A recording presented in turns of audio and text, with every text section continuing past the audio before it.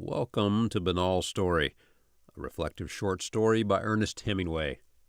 Mr. Hemingway was awarded the Nobel Prize in Literature in 1954. Banal Story by Ernest Hemingway from the Men Without Women collection. So he ate an orange, slowly spitting out the seeds. Outside, the snow was turning to rain. Inside, the electric stove seemed to give no heat, and, rising from his writing table, he sat down upon the stove. How good it felt! Here, at last, was life. He reached for another orange. Far away in Paris, Mascart had knocked Danny Frush cuckoo in the second round. Far off in Mesopotamia, 21 feet of snow had fallen.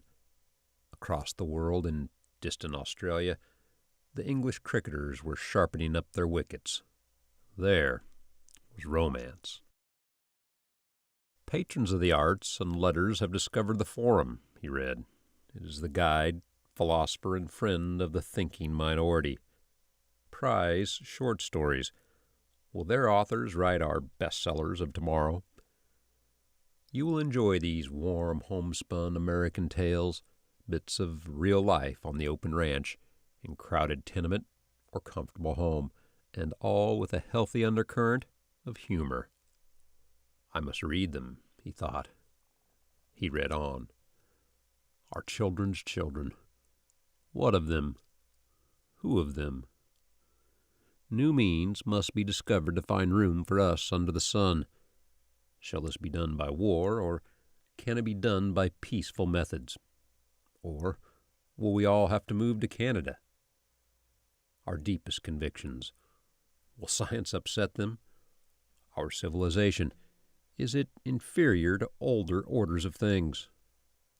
And meanwhile, in the far-off dripping jungles of Yucatan, sounded the chopping of the axes of the gum choppers. Do we want big men, or do we want them cultured? Take Joyce. Take President Coolidge. What star must our college students aim at? There's Jack Britton. There's Dr. Henry Van Dyke. Can we reconcile the two? Take the case of young Stribling.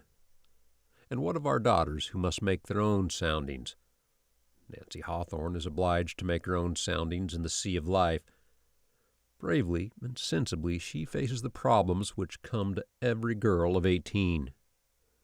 It was a splendid booklet. Are you a girl of 18? Take the case of Joan of Arc. Take the case of Bernard Shaw. Take the case of Betsy Ross. Think of these things in 1925. Was there a risque page in Puritan history? Were there two sides to Pocahontas? Did he have a fourth dimension? Are modern paintings and poetry art? Yes and no. Take Picasso. Have tramps codes of conduct? Send your mind adventuring. There is romance everywhere. Forum writers talk to the point, are possessed of humor and wit, but they do not try to be smart and are never long-winded. Live the full life of the mind, exhilarated by new ideas, intoxicated by the romance of the unusual. He laid down the booklet. And meanwhile, stretched flat on the bed in a darkened room in his house in Triana, Manuel Garcia Mara lay with a tube in each lung, drowning with pneumonia. All the papers in Andalusia devoted special supplements to his death, which had been expected for some days.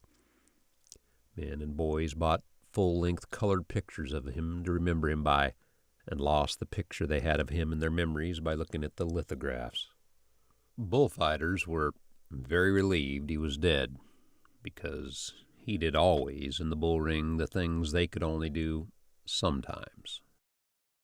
They all marched in the rain behind his coffin, and there were 147 bullfighters followed him out to the cemetery, where they buried him in the tomb next to Joselito. After the funeral, everyone sat in the cafes out of the rain and Many colored pictures of Mara were sold to men who rolled them up and put them away in their pockets.